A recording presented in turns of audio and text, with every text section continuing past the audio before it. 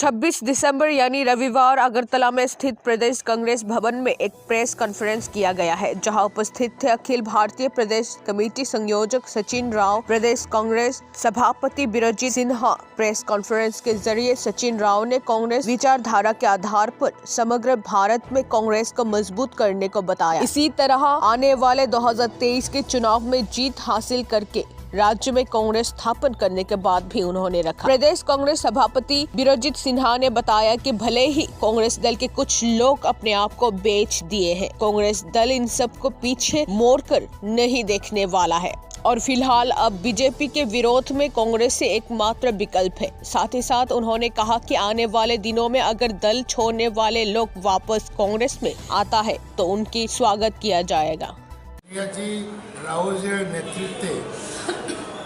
कांग्रेस विभिन्न स्तरे कांग्रेस ट्रेनिंग शुरू हो गए कर्मीদের মধ্যে कांग्रेसের प्रति अनुगत्य कांग्रेसের प्रति এই যে নিবেদিত প্রাণ এরকম কর্মী তৈরি করতেছে এবং আমরা শশীনজি এবং আরেকজন যে মিশ্রজি এসেছেন আমরা খুবই খুশি যে আমরা ট্রেনিং শুরু করেছি এবং আমি বিশ্বাস রাখি ত্রিপুরায় কংগ্রেস খুব সহসায় মেরুদণ্ড সোজা হয়ে দাঁড়াবে, মানুষের জন্য লড়াইয়ে নামবে। যারা আদর্শ নেই, যাদের কোনো নীতি নেই, তাদেরকে ত্রিপুরা মানুষ কোনোদিন পছন্দ করবে না, করেও না। কারণ কংগ্রেস পার্টির জন্য, এই কংগ্রেস পার্টির জন্য এখনও ভারতবর্ষ নামটা আছে। কংগ্রেসের যে আদর্শ, মহান যে আদর্শ ধর্মনিরপেক্ষ, এটা কংগ্রেস ধরে রেখেছে বলেই দেশ আছে এখনো, নাহলে দেশ 100 টুকরো হয়েছে। আপনারা দেখেছেন কংগ্রেসের ভূমিকা যখন বাংলাদেশে হিন্দুদের মন্দিরে আক্রমণ হলো। আমাদের ত্রিপুরা তো বাংলাদেশের লাগোয়া স্টেট, এখানেও কিছু সাম্প্রদায়িক শুরু হয়েছে, যেহেতু এখানে বিজেপি রাজ চলছে। তো কংগ্রেস তো বসে নেই, কংগ্রেস আমরা ধর্নায় বসেছি, কংগ্রেস প্রোটেস্টে নেমেছি এবং এখানে শান্তি বিরাজ করেছে। এবং আমার রাহুলজিও টুইট করেছে, বিভিন্নভাবে এটা নিন্দা করেছে। কংগ্রেস ক্ষমতা থাকলেও পাবলিকের সঙ্গে আছে, না থাকলেও সঙ্গে আছে। আমার বিশ্বাস যে বিজেপির বিকল্প কংগ্রেস হবে। আপনারা দেখেছেন গত লোকসভা নির্বাচনে সিপিএম ত্রিপুরাতে বিরোধী দল হলো, সেকেন্ড পজিশন কংগ্রেস হয়েছে। সিপিএম 0, কোনো অ্যাসেম্বলি সেগমেন্টে ফার্স্ট হতে পারেনি। কংগ্রেস কিন্তু 9টাতে আমরা নাম্বার 1 হয়েছি। সুতরাং আমরা তো দেখেছি উত্থান পতন। 1999-এ কংগ্রেস এখানে 9% হয়েছে, কিন্তু 2003-এ 47% ভোট হয়েছে। এবং যদি এনডিএ গভর্নমেন্ট এখানে জবরদস্ত না করত, মমতা ব্যানার্জি, জর্জ ফার্নান্দেজ এখানে বসে সেন্ট্রাল মিনিস্টার যে কনস্পিরেসি না করতো, তাহলে তখনই আমাদের গভর্নমেন্ট হয়ে যেত। আমি নিশ্চিত আমরা যে প্রোগ্রাম নিয়ে, দিল্লির অনুমোদন নিয়ে, যে অর্থনৈতিক দাবি নিয়ে আমরা খুব সহজে ট্রেনিংয়ে পড়ে ময়দানে নাম। আমাদের Congress party state level training 3 দিন কমপ্লিট হয়েছে। এখন আপনাদের সামনে প্রেসে বলবেন অল ইন্ডিয়া কংগ্রেসের ট্রেনিং ইনচার্জ সচিন রাওজি এবং ট্রেনিং কোঅর্ডিনেটর ডক্টর রঞ্জিত মিশ্রজি, এবং এখন আমাদের সচিন রাওজি প্রেসে কিছু বলবেন। लेकिन मैक्सिमम स्टेट में कांग्रेस का अस्तित्व ठीक रहना ही मुश्किल है।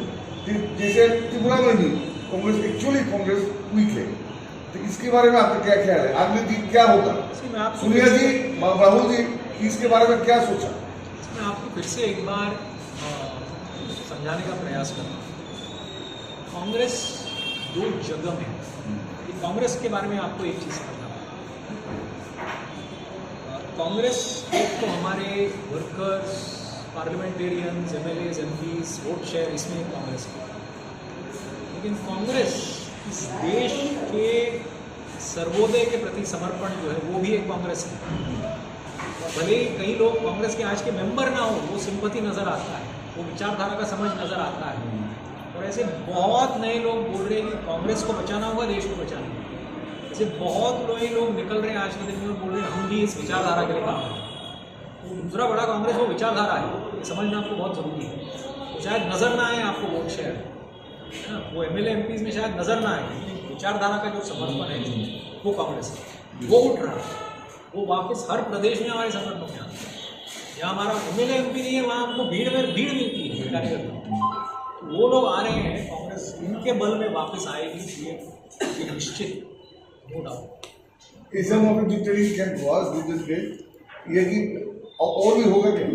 हर प्रदेश में हो रहा है, मतलब किस राज्य में और ये राज्य का हमने, ये राज्य ही नहीं पूरे देश भर में कांग्रेस प्रेसिडेंट का ये ऐलान है कि ये अभी रेगुलर होगा, ये एक टाइम का नहीं है कि सडनली हम जाग उठे होंगे।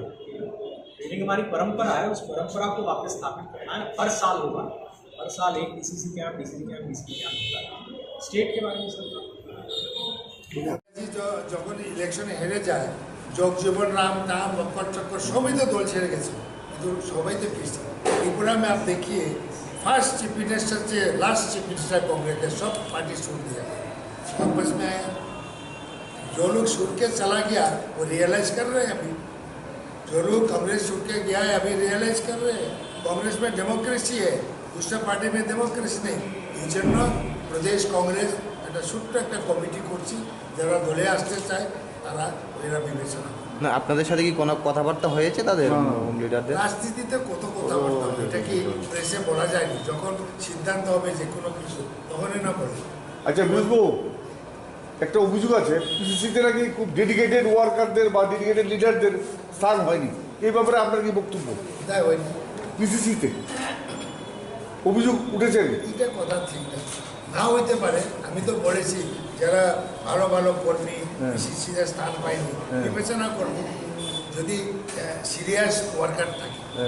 এটা হয় অনেক সময়, যারা কিছু দায়িত্ববান নিষ্ঠাবান বাদ পড়ে যায়, আমি তো অ্যানাউন্স করেছি তাদেরকে বিবেচনা করব, তারাও চলতে হবে ঠিকভাবে। না না তা তো ঠিক, যারা আসতে চায় পার্টির লিডারশিপে তারাও ঠিকভাবে চলতে হবে। 2 নম্বর হলে কংগ্রেস এখন নেবে। वो साधारण नहीं है। आज जो देश जिस डिज़ास्टर बोल सकते हैं, आपदा बोल सकते हैं, से गुजर रही है, वो बहुत गहरा एक संघर्ष देश के अंदर चल रहा है, देश के आत्मा के लिए संघर्ष चल रहा है। जैसे कोई चुनावी या कोई एक पार्टी कौन पार्टी सरकार में आ रही है, इसका सिर्फ चुनौती नहीं है, देश के भविष्य, देश की आत्मा के लिए एक संघर्ष चल रहा है। और इस संघर्ष में 2 विचारधाराएँ जुड़ी, एक विचारधारा जो गांधी, नेहरू, पटेल, भगत सिंह, स्वामी विवेकानंद, बाबा साहेब भीमराव अम्बेडकर, इन सब से प्रेरित है और जो चाहती है कि भारत सबका बने, भारत में हिस्सेदारी सबका हो। और दूसरा एक विचारधारा जो गोडसे, सावरकर, गोलवलकर, इन सब से प्रेरित है, वो चाहती है कि सिर्फ चुने हुए लोगों के हाथ में ही पूरा भारत का सत्ता हो। इन दोनों के बीच में भयंकर वैचारिक संघर्ष आज के दिन में चल रहा है।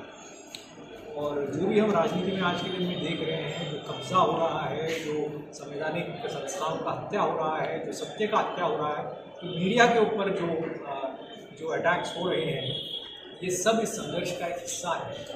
कांग्रेस की परंपरा रही है कि हम सर्वोदय के लिए, सत्य के लिए, निर्भयता के लिए, सद्भाव के लिए लड़ते रहे, और उस विचारधारा की लड़ाई में कांग्रेस इस देश को नेतृत्व देगी, लीडरशिप देगी।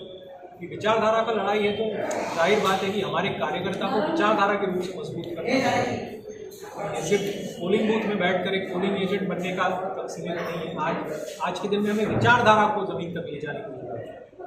और उसी यही समझ के कांग्रेस अध्यक्षा ने, ऑनरेबल कांग्रेस प्रेसिडेंट ने पूरे संगठन को आदेश दिया है कि पुनः एक बार ज़मीन तक हमारे विचारधारा और आज के मुद्दे और आज की सरकार की विफलता और इस संघर्ष के बारे में हमारे ज़मीन तक कार्यकर्ताओं को समझाए।